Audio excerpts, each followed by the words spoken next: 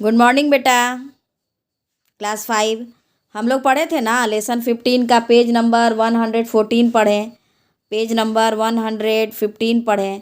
अब लास्ट वाली लाइन आप देखिए बेटा, यहाँ देखिए, वाइल इंजॉइंग आवर राइट। हम लोगों ने पढ़ा कि हम लोगों को कुछ अधिकार भी दिए गए हैं जिसके अंतर्गत हम लोग समाज में रहते हैं। उन अधिकारों को फंडामेंटल अधिकार यानी कि मौलिक अधिकार कहा जाता है। नीचे वाली लाइन देखिए बेटा, while enjoying our right we should not interfere in the right of others. जब हमें अगर कभी भी इस अधिकार को अगर का पूरी तरह से हम लोग को अगर मज़ा लेना है तो कभी भी हम दूसरे के अधिकार को नहीं दाबेंगे। In order to protect our right we can move the high court. अगर कोई परेशानी है, आपको अधिकार नहीं मिल रहा है, तो इसके लिए सुप्रीम कोर्ट का भी सहारा हम लोग ले सकते हैं। बट ड्यूरिंग इमरजेंसी, लेकिन आपातकाल की स्थिति में the fundamental right can be suspended. और ये कभी कभी अधिकार हमसे छीन भी लिए जाते हैं। कब? जब आपातकाल की स्थिति में, जब विपदा आती है, जब बहुत ही संकट आती है देश पर, तब इस अधिकार को हम लोग ख़त्म भी कर सकते हैं। The right and duties are closely related to each other. जहाँ अधिकार है वहाँ कर्तव्य है। अगर आपके पास अधिकार लेने का अधिकार है कि सभी चीज़ का आप उपयोग करें, तो आपकी कर्तव्य है कि उसको बचा कर चलें, यानी कि कर्तव्य भी आपको निभाना पड़ेगा बेटा। ये सभी आपके परिवार में भी वही बात है। जहाँ आपके पास अधिकार है अपने माता पिता से हर चीज़ लेने का, तो आपका कर्तव्य है कि माता पिता की इज्जत रखना और उनका समाज में बहुत ही अच्छा स्थान लेकर चलना। तो कुछ अधिकार के साथ आपके कर्तव्य भी कुछ होते हैं। अब देखिए यहाँ पर कर्तव्य, as we have are given right the constitution also provide a list of fundamental duties. जब आपको फंडामेंटल कॉन्स्टिट्यूशन ने, संविधान ने अगर आपको अधिकार दिया है, तो उसने आपको कुछ ड्यूटीज़ भी दी है। एवरी सिटीजन यानी नागरिक लोग को कुछ ऐसे जो हैं कर्तव्य, ये देखिए, follow the ideals given in the constitution. अब सभी जो आइडियल्स है, महान व्यक्ति है, उसका आप हमेशा अनुसरण कीजिए, अच्छे से चलिए। Respect the national flag and national anthem. राष्ट्रीय झंडा और राष्ट्रीय गान का हमेशा रिस्पेक्ट कीजिए। Work for the unity of our country. हमेशा देश की एकता को बनाए रखने के लिए काम करिए। कॉपरेट यानी सहयोग कीजिए गवर्नमेंट के। कोई भी अगर आपको कठिनाई होती है, देश के अंदर आती है, तो आपको कॉपरेट यानी सहयोग करना है। किसका? सरकार का। Protect and improve our natural environment. अपने जो प्राकृतिक वातावरण है, इन्वायरमेंट है, उसकी आप प्रोटेक्ट कीजिएगा और उसका सुधार कीजिएगा। Protect the monument and public property.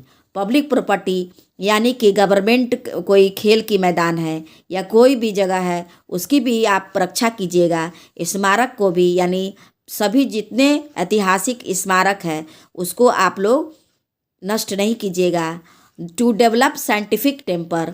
और हमेशा साइंटिफिक टेम्पर के अनुसार यानी कि वैज्ञानिक कार्य में आपको सहायता करना है, विकास करना है, ताकि हमारा इंडिया आगे बढ़े। अब हम लोग पढ़ेंगे directive principle. Directive principle means होता है नीति निर्देशक सिद्धांत। नीति निर्देशक सिद्धांत। The constitution of India provide some guidelines even for the government. कुछ गाइडलाइन दिए गए हैं, कुछ कॉन्स्टिट्यूशन ऑफ इंडिया के अनुसार, संविधान के अनुसार हमारे सरकार के लिए भी। हमारी सरकार का क्या है नीति निर्देशक, उनको क्या दिया गया है? मुख्य लक्ष्य यही दिया है डायरेक्टिव प्रिंसिपल में। हमारी सरकार को मुख्य लक्ष्य यही है सरकार का कि वो हमारे देश के लिए कल्याण और शांतिपूर्ण ढंग से हमारे यहाँ कायम रखें। यानी कि डायरेक्टिव प्रिंसिपल के अंतर्गत सरकार का मुख्य लक्ष्य ऐसा होना चाहिए कि उनके अंडर में नागरिक एक अच्छी जिंदगी जिए। These are the directive principle of state policy. इसी को नीति निर्देशक सिद्धांत कहा जाता है प्रत्येक राज्य का, जिसके अंतर्गत मैंने आपको बताया कि इसका मुख्य लक्ष्य क्या है। सरकार के द्वारा ये प्रिंसिपल है कि सरकार को क्या करना चाहिए। ऐसा लक्ष्य होना चाहिए सरकार का कि जब कोई भी सरकार आए तो उसके अंडर में जितने नागरिक हो वो सभी अच्छी जिंदगी को यापन करें। यानी कि पूरी तरह से इनके अंडर में, सरकार के अंडर में लोगों की भलाई होनी चाहिए और शांतिपूर्ण ढंग होनी से हर काम होना चाहिए। ये कौन करेगी? हमारी सरकार। तो हमारी सरकार के ऊपर भी कुछ निर्देशक हैं। और यहाँ पर देखिए निर्देश है, सम ऑफ देम आर, देखिए कुछ ऐसे निर्देश हैं सरकार के लिए।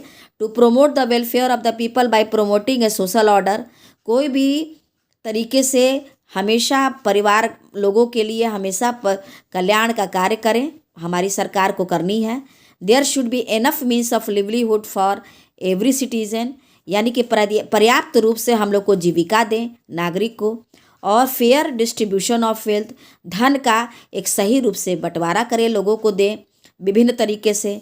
Enough opportunities for education of children, और पूरी तरह पर्याप्त रूप से मौका और अवसर दे ताकि बच्चे में एजुकेशन की भावना, एजुकेटेड लोग बने, यानी कि एजुकेशन की भावना बढ़े इससे। Make rules to help the weaker section of society, और मुख्य कार्य और भी है सरकार का कि वो जो कमज़ोर वर्ग के जो सोसाइटी के लोग हैं उसका भी कुछ हेल्प करें। Equal pay for equal work for both men and women, व्यक्ति को, आदमी को और औरत को पूरी तरह बराबर का सैलरी दें। इम्प्रूवमेंट ऑफ पब्लिक हेल्थ, यानी कि पब्लिक हेल्थ में जितने टीकाकरण की स्थिति है, जितनी इंजेक्शन देने की है, कोरोना जैसे इत्यादि है, सभी को उपलब्ध कराएं। Adequate power to village panchayat, और कुछ ऐसी शक्तियां दे ताकि विलेज में शांति रहे, विलेज पंचायत अपना कार्य सही ढंग से करें। प्रोटेक्शन ऑफ मॉन्यूमेंट, और सरकार का ये भी नीति निर्देशक में काम आता है कि वे लोग पुराने चीज़ों का, स्मारक इत्यादि का प्रोटेक्शन करें, जगहों का करें, object of historic and artistic interest and national importance, जो राष्ट्रीय तौर से जो वस्तुएं हैं उनकी भी रक्षा करें। The directive principle of state policy give the real structure of welfare state, जो हमारे नीति निर्देशक जो स्टेट पॉलिसी है, नियम है, यह एक सही रूप से एक आकार का निर्माण करता है जो राज्य को एक कल्याण मिलता है, यानी कि भलाई की काम होती है। किसके अंतर्गत? The directive principle of state policy के अंतर्गत जो सरकार करती है। This is not new in Indian context, and we have had idea about our past. When Ashok, the famous Maurya ruler, laid the foundation of welfareism in our country and through, देखिए अशोक जो थे मौर्य वंश के ruler थे, शासक थे, उन्होंने संस्थापना किया इसका वेलफेयरिज्म, यानी वेलफेयरिज्म मीन्स होता है कल्याणवाद, कल्याणवाद का उन्होंने संस्थापना किया, जिसके अंतर्गत उन्होंने plantation of trees to save the environment, पर्यावरण को, वातावरण को सुरक्षित रखने के लिए उन्होंने बहुत सारे प्लांटेशन किए, यानी वृक्षारोपण किया। ट्रीटमेंट फॉर इल एनिमल, बीमार पशुओं के इलाज के लिए उन्होंने हॉस्पिटल खोले। डिगिंग वेल, बहुत सारे कुओं को खुदवाया। डेवलपिंग ऑर्चार्ड, फलों के बगीचे का विकास किया। एंड अदर वेलफेयर वर्क्स, और बहुत सारे कल्याण के कार्य किए। कौन? हमारे अशोक ने, यानी कि अशोक जो मौर्यन वंश के राजा थे। What can you do for the welfare of the region where you reside, यानी कि आप अगर निवास स्थान है आपका यहाँ, तो आप बताइए कि आप क्या कर सकते हैं कल्याण के लिए, इस क्षेत्र के लिए। तो हम लोग बेटा, मैं अपना उत्तर देती हूँ कि हम लोग अपने क्षेत्र को वेलफेयर कल्याण के लिए सबसे पहले तो हम लोग प्लास्टिक का उपयोग करना बंद करेंगे। और मैं आज भी जाती हूँ मार्केट में तो एक कपड़े का झोला लेकर जाती हूँ और उसी में सब चीज़ सामानों को भर कर लाती हूँ। तो मेरे तरफ से तो कदम बेटा उठ गया है, और ऐसा चाहती हूँ कि आप लोग के तरफ से भी ऐसा कदम उठे ताकि हमारे आसपास की वातावरण बहुत ही अच्छी रहे।